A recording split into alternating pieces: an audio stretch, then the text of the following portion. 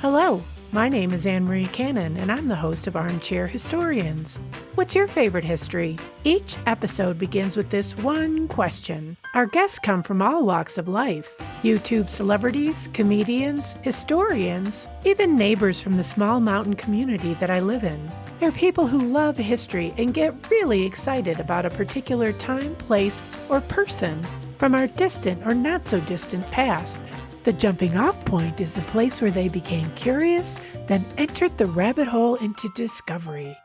Fueled by an unrelenting need to know more, we look at history through the filter of other people's eyes. Armchair Historians is a Belgian Rabbit production. Stay up to date with us through Twitter, Facebook, and Instagram. Wherever you listen to your podcast, that is where you'll find us. Armchair Historians is an independent, commercial-free podcast. If you'd like to support the show and keep it ad-free, you can buy us a cup of coffee through Ko-fi, or you can become a patron through Patreon. Links to both in the episode notes. In this episode of Armchair Historians, I talked to living London history blogger Jack Cheser about my most favorite place in the world, London.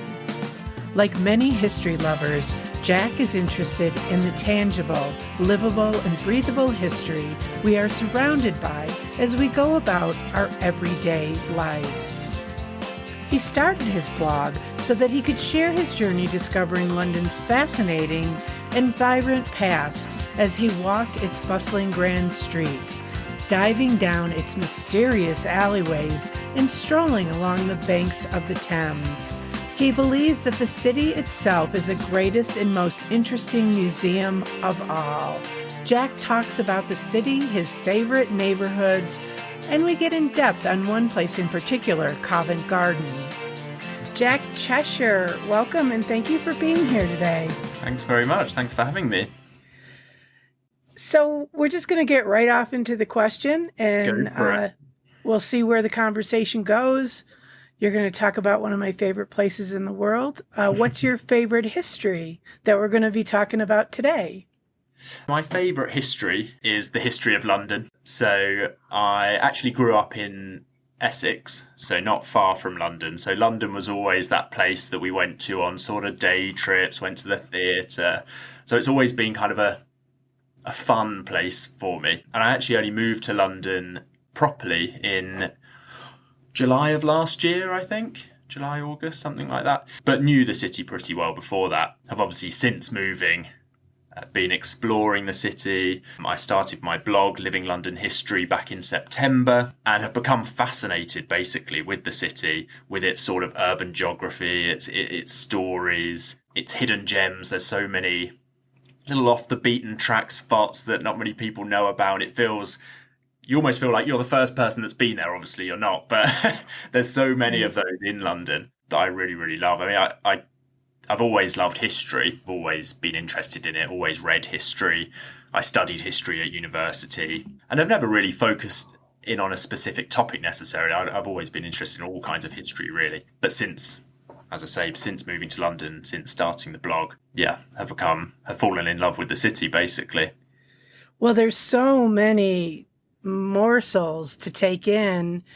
And I know from living in London in 2012, just for 3 months, I walked every single day. And there was always something new to see.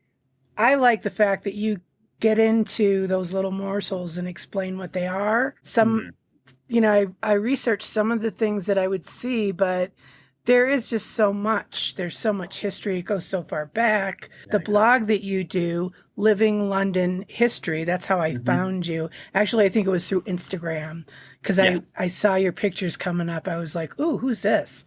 and then I looked at your blog. And so one of the other things you do with your blog that I absolutely love is you do self-guided walking tours with little maps. And then you explain each place. So tell us about the blog and, basically about your favorite places in London. So, as I say, always loved history. And I love cities, actually. I love walking around cities.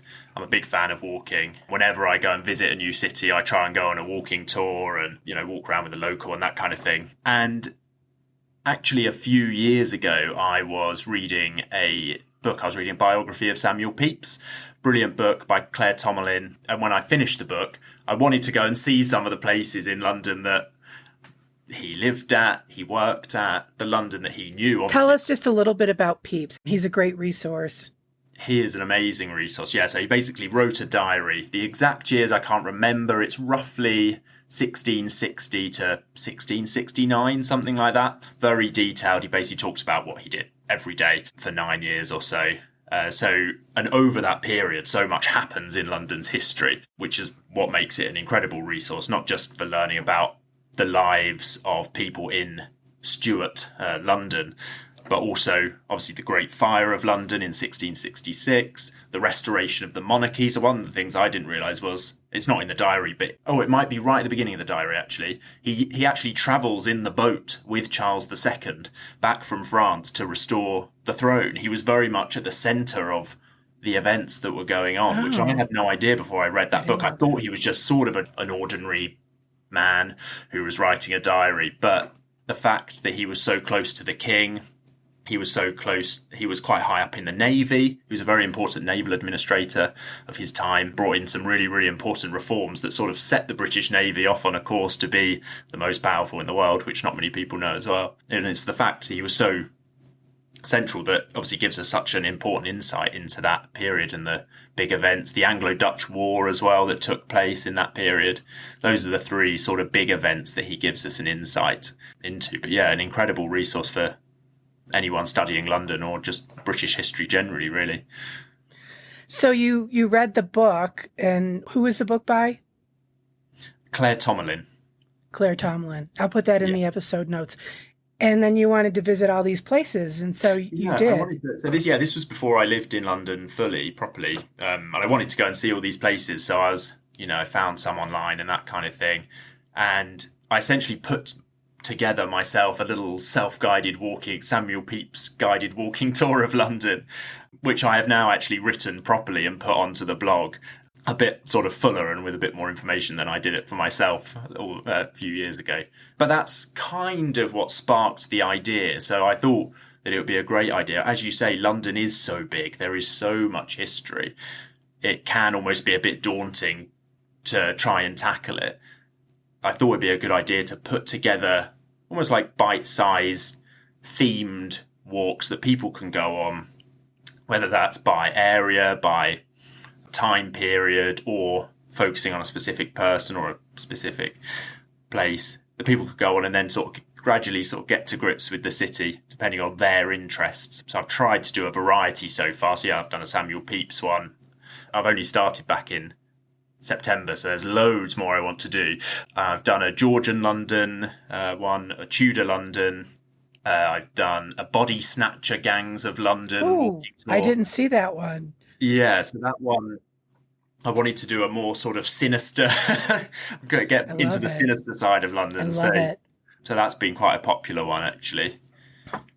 Yeah, that's the basic sort of the idea for the blog. And then obviously I write articles on more specific places as well, hidden gems, off the beaten track spots and things like that. So yeah, that's the blog. So is this something that you do for pleasure? Yes, very much so. Okay. It's not like a job. It's not a job. No. Not yet, anyway. I know we're always trying to figure out how to do that, right? Yeah, exactly. No, it's something I do in my spare time. I'm lucky enough so I live in North London, but I work in central, just south of the river in Lambeth, near Lambeth Palace. So I'm lucky enough to have been able to get out into the city, particularly in lockdown. So I've been having to come into work every day, which I really liked. I don't want to be stuck at home. So I've been able to get out in my lunch breaks and still get around the city and still obey, regulations and things like that. Obviously, now that things are starting to lift, there are lots of places that I want to get a little bit further out, not just focus so much on central London and things like that. So, yeah. So, of these places, what is your favorite? Oh, that's such a tricky question. There's so many. So far. So It's a far, commitment for today, not for the rest of your life. yeah, this isn't it.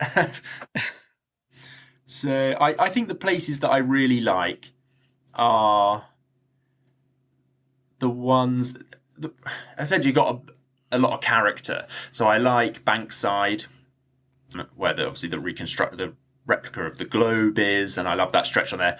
Not necessarily because of the historical side, because of I like being there. I like being by the river. It's a fun place to be. There's lots to do, but also the history of Bankside I find is really fascinating.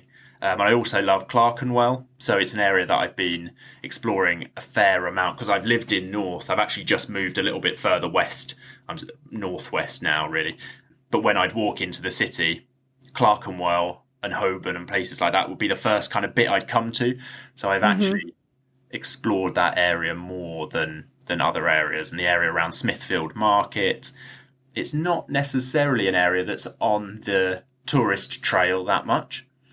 But it's got St Bartholomew the Great Church, which is an incredible church. I believe it's the oldest parish church in London, set up in the 12th century, along with St Bart's Hospital next door. But that whole area, there's lots of little alleyways that you can get into. You sort of feel like you're in old London. It's got the oldest house in London, actually, as well. Oh, it does. There's a bit of debate about whenever you say the oldest or whatever. Sure. But they were built in the 1640s, something like that. It's this big house. It's got the jutting out windows. And it's great. Which they stopped doing after the fire. Right, yeah. Like you get a sense of that atmosphere of old London, the little tight alleys and things like that. Oh, neat. You were going to talk also, I think, about Covent Garden? Covent Garden, yeah. So I've just talking about the self-guided walks. I've just done a self-guided walk of the hidden history of Covent Garden. So again, the more sort of like the symbols that you can see, the off the beaten track kind of spots, some little alleyways and things like that. And it's a fascinating area. It was obviously we think of it. When you think of Covent Garden, you think of the piazza and the market, but there are all the little roads around it as well, and the pubs and taverns and restaurants and things like that that have so much history to them. What's the history? Yeah, so interestingly, often with a history of Covent Garden, people start at the building of the piazza in the 1630s, but actually the history goes back further than that because it was used as a trading place by the Saxons. So back in the 6th century, about 600 AD, it was used as a trading place. So, as is the case with lots of places in London, the sort of uses of places and the land use kind of follows through the years. Amazingly, we're trading. It's still a place of trade, and the Saxons were trading there. It's just an amazing thing to think when you're walking around the market. So Saxons were there in around 600 AD. Westminster Abbey took over the land in roughly the 13th century and used it as a kitchen garden. So I read that. What does that mean, a kitchen garden? So it's basically where they'd grow vegetables and food and things like that. There's not loads of information about it, but the idea is that it was used by their convent. So it was called the Convent Garden, which is where we get Covent Garden from. Somewhere along the line, the N got lost. But it's like Bedlam. It's like Bedlam. It's exactly. It was Bethlehem. Yeah. Anyways, go ahead. So yes, but used by Westminster Abbey until the dissolution of the monasteries in the 1530s under Henry VIII. So it got confiscated from them then and given in around roughly 1560, something like that, to the Earl of Bedford. And he built a few buildings on it and that kind of thing. And then in the 1630s, the fourth Earl of Bedford and the architect Inigo Jones built the piazza and the streets we have today. So could we just back up for a second? Yeah, sorry. Could you? It's a touchstone for a lot of things in history there, and it's the dissolution of the monasteries. Could you just briefly tell us what that is? Yes. So Henry VIII was married to Catherine of Aragon and wanted to divorce her. but couldn't under the eyes of the Pope and the Catholic Church, so appointed himself the head of the English Church and basically confiscated a huge amount of the church's land, wealth, actually destroyed a lot of abbeys and monasteries, which is the really sort of sad thing about it, because obviously so much history was lost in that. Sure. And during the dissolution of the monasteries is probably the biggest sort of change in land use you have in London, because before that, so much of the land around the city was owned by the church, by monasteries, by sort of monastic orders. And then when Henry VIII took it, he sort of would give it out to favoured courtiers, people that he liked, people that would give him favours in return.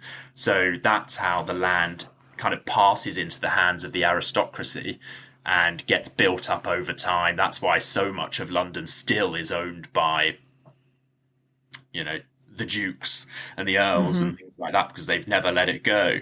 They've never sold it. But yeah, so that's the dissolution of the monasteries, really. But yeah, that was a big turning point for Covent Garden, because then it switched hands to did you say the Earl of Bedford or the Duke of Bedford? The Earl of Bedford. I think the Bedfords become a duke maybe later on in time. I'll have to double check that. What's the difference? Oh gosh, now you're asking. I don't feel bad then. The dukes are higher up, basically. Oh, okay. The Duke is higher up. Great. Yeah, the Duke is, I think, the highest level of aristocracy, bar the royal family, essentially. Okay, gotcha. Actually, some of the royal family are dukes, aren't they? Because you've got the Duke of Edinburgh and the Duke of Windsor, and so yeah. To be honest, the ins and outs that makes me feel better. I've written a work of historical fiction that's not yet published. That's why I was there in 2012. It's hard to keep a lot of that stuff straight, so I feel a little bit better. Yeah. I even there's a character as a child. He's trying to figure it all out, the differences between earls and dukes and all that. So yeah, it's almost it's complicated.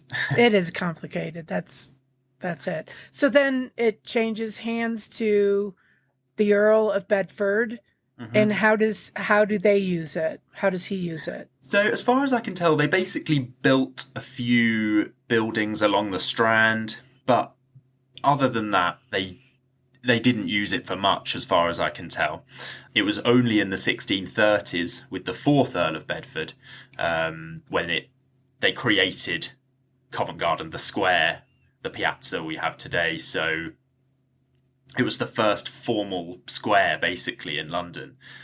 So some of the buildings that are still there today harken back to that time period? So the only building is the church. The only building. Oh, okay. So the oldest building on the piazza is Russell House. So if you're looking at the church from the market, it's on your right. It's kind of painted in orangey, like a peachy orange with white stripes. That was built in 1716. That's the oldest building on the okay. left. Because it was lost during the fire. Yeah. Actually, well, no, the fire didn't reach that far. It didn't. Okay. No. Lots of it was redeveloped in the 1830s, I believe. Lots of the townhouses were rebuilt. So, yes, 1630s. And so it was essentially built as a square, the first square that was built with townhouses for rich people, basically, in the aristocracy, to rent and to sell to his rich friends. So they moved in, but as the sort of 1640s and 50s went on, the market got a little bit bigger. So it started off with a couple of stalls that were allowed to set up there. But over time, it did start to grow. The real turning point, actually, again, was the Great Fire of London. So that was pretty much the city of London, the square mile. And it triggered a huge migration of people. 2/3 of the buildings in the city were destroyed and burnt down. So loads of people's homes were lost, and they essentially moved outwards into the suburbs, Covent Garden essentially being a bit of a suburb at that point. So the migration of people triggered a bigger growth in the market and just generally more people being around. and the rich people moved west. So they moved further west, built themselves some nice squares further west in Mayfair and places like that. And it became a bit more of a place where ordinary people lived and interacted, and the market got bigger from there, basically. Was it like a vegetable market and meat market? Yeah, fruit and vegetables, I believe. I'm not 100% sure on that, but it definitely started off as a fruit and vegetable market. I'm sure it sort of developed into other areas. The meat markets were in other places. So Smithfield was the main meat market. So I imagine it wasn't. Oh, yeah. I loved Covent Garden when I lived there. That was the one thing I would do one day on the weekend. I'd go down there. It's just so vibrant, so alive. I don't know how it is now, but because of the pandemic, but just so much going on. You'd be sitting in that building, and all of a sudden the opera singers would start singing. Yeah. In the what is the name of that building? You said it. Oh, the Royal Opera House, or just inside. where Sorry.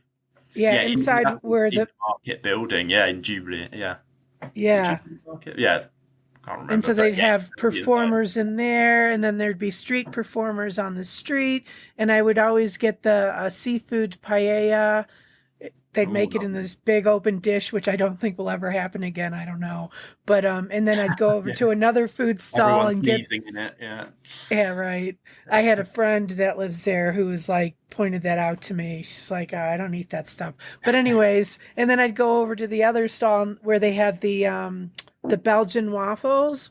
So it was just all these different scents and flavors and things going on, and it's like you can feel the living history as well because of the architecture, because of the little tiny alleyways. There's a couple that I think you write about in your blog about Covent Garden, and it's just it is like, as far as one of my favorite places, I think, at this point in London to go to. Got that? Yeah, it's a vibrant character, hasn't it? Yeah. Which was what we like. Which there are a lot of those places there. So where do we see this history? Well, let's focus specifically on Covent Garden in pop culture. That's a good question. I guess Covent Garden itself, it doesn't pop up loads. The two main ones that I can think of are, well, one that's been fairly recent. There's been a BBC series called Harlots, which is essentially about the brothel prostitution trade in Covent Garden in the 18th century, in the Georgian period. And then the other one would be My Fair Lady. So that she starts off as a flower seller in Covent Garden. So that she's seen as a typical, London market trading lady.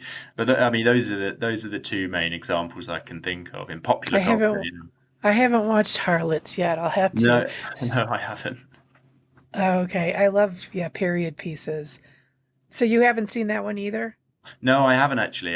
It's on my list of ones I want to watch. Is there anything else about that history that I didn't ask you, that you want to share, either about London in general and London's history, or Covent Garden specifically? Thing that I haven't really mentioned is that when the market, Covent Garden market, moved out, it basically became too big and bustly and busy to be in central London. So it got moved to Mile End. I want to say Mile End in 1974. And when that happened, Mile End's wrong. It's somewhere else. Nine Elms. That's it. Nine Elms. That's right. I just read that too. I just read that post. Oh, Mile End was in my head. Yes, it moved to Nine Elms, and essentially there was a bit of a debate about what should happen with the land. So there was a plan that was drawn up to, I believe, tear down the market building, demolish a lot of buildings, a lot of the historic buildings. They were going to widen a road, which was going to essentially rip through the historic centre of the place. And thank goodness the locals, the Covent Garden locals, fought the case to keep this heritage. Obviously, partly because they were living there and it was their houses that were going to be destroyed. But the character of the area and the historic importance of nearly completely lost, which makes me shudder to think about it, to be honest. But I'm really glad that they fought for it, because I would yeah. have never had the experiences I've had there. Well, yes, exactly. It wouldn't be the vibrant, interesting area. It would probably be, a lot more boring. And we wouldn't have the sort of little hidden places that I have put into this walk that I've written, and the interesting little nuggets of history that you can find. Right. There's a lot of that in London. The town that I live in, actually, I run a tour business. So I do history tours and ghost tours. Mm-hmm. It's a small town in the Rocky Mountains, but it's a National Historic Landmark District. Same thing. In the 60s, they were building a highway that was going to go right through the town. Mm. And thankfully, there were people in town, and one particular man who had a lot of influence in Washington, and they were able to get this area designated as a National Historic Landmark District. It seems like a constant battle, though, that, the town that I lived in, they just, they're tearing down some of the historic buildings there that I grew up in, and it's heartbreaking. It is, yeah. And the thing one of the first things I noticed in London is how good they are at incorporating, like I think of Liverpool Station, and how they're really good at incorporating old buildings into new spaces. And, we can all learn from that. Yeah, definitely. I do. Yeah, I would agree with you there that London has done that very well, I think. I think sometimes it's gone too far in terms of the modern and, things like that. And there have been cases when history has been very sadly lost because of these projects and things like that. But generally, and I think it's something that people, hopefully, fingers crossed, are a lot more aware of now, that it's the places that have history and have heritage and character. These are the places that people want to live in. They're places that people want to spend time in. They're places that people want to go and drink and, go to them and spend time with their friends in. So they're incredibly important places. You can't have everywhere with just shiny tower blocks. No one wants to go to those places. And particularly now with the revolution, potential, working from home revolution and things like that. The history of the tower blocks or the skyscraper, is up for debate as well. So, things change, but people will always love character and history. They will end up becoming archaic. Yeah, and people will try to save them and be like, exactly, yeah.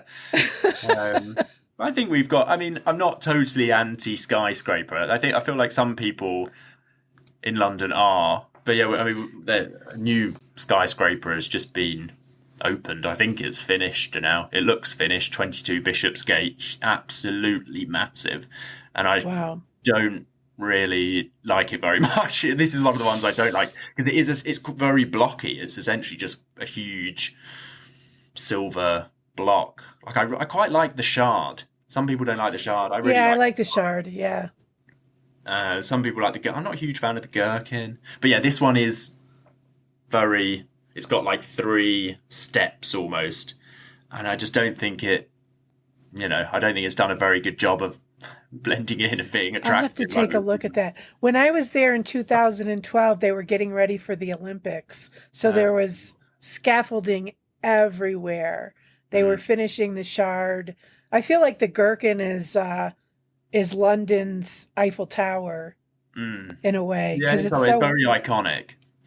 Iconic and weird looking, but yeah. So what is your favorite time period in all of the research you've done? What's your favorite time period of London and why? My favorite time period probably is the Georgian period. So actually my first blog post that I wrote was the top 10 places, or my top 10 places to see Georgian London. And it's a period that doesn't get as much publicity. We're not taught so much about it at school, so people know less about it, but it was an incredibly crucial period in the country and London's history, and a vast amount of the historic buildings that we have are from that period. So roughly what time period is that? Going to test me on the exact date. Early 18th century, I want to say like 1714 up to about the 1830s. So it's a long time period. Oh, it is, yeah. So it's the four Georges, basically. George the First, Second, Third, and Fourth. And then there was William IV, who sometimes gets tagged into that because he's a bit of an in-between. I didn't know that's why it was called the Georgian period. Interesting. Yeah. And what is it about that period that you like so much? Yeah, it's a good question. I think the architecture comes into it, I think. So generally love Georgian architecture, Georgian townhouses and things like that. One of the areas of history that I really liked when I was younger, sort of growing up and getting excited by history, was the sort of Napoleonic Wars, and growing up and reading the Hornblower novels. I don't know whether you've heard of them. Essentially like a naval officer during the Napoleonic Wars. So that period always interested me in that sense. And the French Revolution and that kind of thing. A lot happened during that time. A lot happened, yeah, exactly. So yeah, the architecture comes into it, sort of, yeah, my earlier interests in history. And it sort of has, I don't really know how to explain it, but it's sort of, that's when you start getting the real history of ordinary people. So there was big increases in literacy rates. Obviously, the world was being discovered. So these huge changes were taking place, obviously, with the French Revolution and that kind of thing. There was changes taking place on the continent as well. The sort of birth of the middle class. So you start getting the stories of ordinary people, basically, which I think is what I really like. Interesting. That is interesting. Yeah. I'm more interested in the people, the ordinary people, as you say. I'm more interested in their life and shining the light on that in my podcast even. Yeah. So that's interesting. Yeah. Oh, that's great. So that would probably be my top period, I'd say. And it sort of falls, as I say, it falls between probably, if we're thinking about how London history appears in popular culture generally, I think the Tudor period obviously pops up a lot as the backdrop to the Tudor drama. And the Victorian period appears a lot in terms of Jack the Ripper and Charles Dickens. Sure. So, and then the Georgian period sort of falls in between and doesn't really have that presence in popular culture, I'd say. So there's kind of more to discover for yourself when you're looking into it. Which surprises me because isn't that, I mean, that's after the fire and you're talking about the architecture and the building. It's kind of, rebuilding from the ground up and creating this new landscape. I think of where the baths are. Bath. Isn't that a big Georgian town, pretty much? Yeah.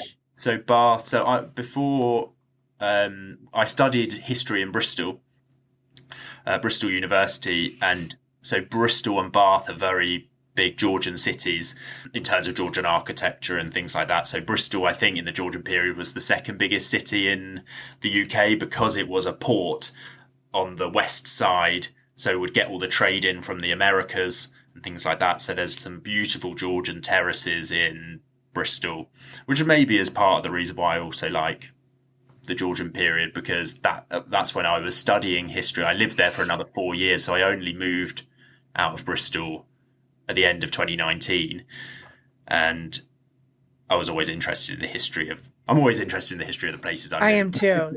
Any history, like tell me. Yeah. There are actually in the United States there are museums dedicated to the fencing that they use in farms and ranches, barbed wire fence.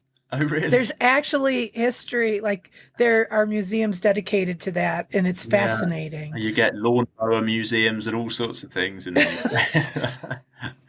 Yeah, anything like that I'm all about. And I guess that's the thing about Bath, because that was the last time I was in England. We went about 3 years ago. We were supposed to go last May, but of course, COVID, so we didn't. Mm-hmm. but we're always planning our next trip. But last time I went to Bath, and I guess the thing that I'm thinking about as you're talking about it are all those Georgian pockets in London. But what was cool, and I'm just seeing this now as we're talking, is in Bath, that is really like, that's pretty much from the ground up. It's Georgian, and you get a real sense of the aesthetic of that when you go there. I've not been to Bristol. I would love to go to Bristol. That's further west, right? Yes. Yeah, so Bristol's about 15 minutes west on the train from Bath. So Bath, and people coming to the UK, tourists, particularly American tourists, actually, this is what so I worked in hotels, so it was all about sort of what the tourists are doing. And Bath and London were the two places that people wanted to go. Well, certainly London and Bath as a bit of an extra potentially, but Bristol was never really on people's list. People hadn't really heard of it as a place that you should necessarily go to as a tourist. But there's so much there. It's an amazing city, really, really interesting. Okay. Loads of history. They've got a whole like food city thing going on at the moment. So they're a real sort of food hub, loads of food festivals. It's a very sort of festival-y city is how I describe it. That's on my radar now. Maybe our next trip. We want to go to Scotland too, but I don't know. We'll see. There's so many places to go to. You have to go to Edinburgh if you haven't been. Edinburgh is... Yeah. I haven't been. I love Edinburgh. I've been probably 5 or 6 times because I've been there for the Fringe Festival. The Edinburgh Fringe Festival, which is essentially it's like a theatre and dance and performing arts festival. Oh, okay. It's incredible. I love it. I was so sad to not be able to go last year, but hopefully it'll be on again this year. But who knows? Yeah, hopefully. Is there anything else that you want to tell me about the history first? No, I don't think so. Nothing specific. And where do we find you? So my website is livinglondonhistory.com. So you can sign up for email. I've got a weekly newsletter, which you can sign up for on there. You can also find me on Instagram, Living London History, Facebook, Living London History, Twitter, and I'm also on TikTok now. So that's exciting. Oh, have you figured that out? I'm going to follow you. Yeah, I feel like I've figured it out now. It's quite an easy platform to use, actually. I was surprised. I was quite wary of it, and then once I started using it, I was like, oh, actually, this is quite easy to use. I tried it like once or twice. I'm on there, but there's so many platforms and so many. Yeah, there's only so many places you can put your energy. Have you heard of Clubhouse? That's another new one. No, I haven't. What's that? I don't really know. I just know that I've been invited by my guest that the episode's going to drop tomorrow. And it's like this new thing. So I've been trying to at least explore these new social media platforms because you never know when the one I'm using is going to become obsolete. And you can actually do, I guess you can do live episodes as a podcaster from there, but they're like chat rooms, and I don't know. I'll send you a link if you're ever interested in trying to figure it out. I'll send you an invite because I have 2 to send, and you can look at it. Maybe you can make sense of it. So anyways, that's another sidebar. I really enjoyed talking to you today, Jack, about my favorite place in the whole world. It's always a pleasure to visit. And since we've been, in this pandemic, I've really enjoyed virtually going back through your blogs and your self-guided walking tour. So thank you so much for being here today. No problem. Thank you. There you have it. Jack Chesher, Living London History. Be sure to check out our episode notes to find out more about Jack, his blog, and some of the sites that we talked about today. Also, I strongly recommend that you check out his TikTok feed. A link will be provided in the episode notes. It's brilliant. Thank you for listening in today. Have a great week.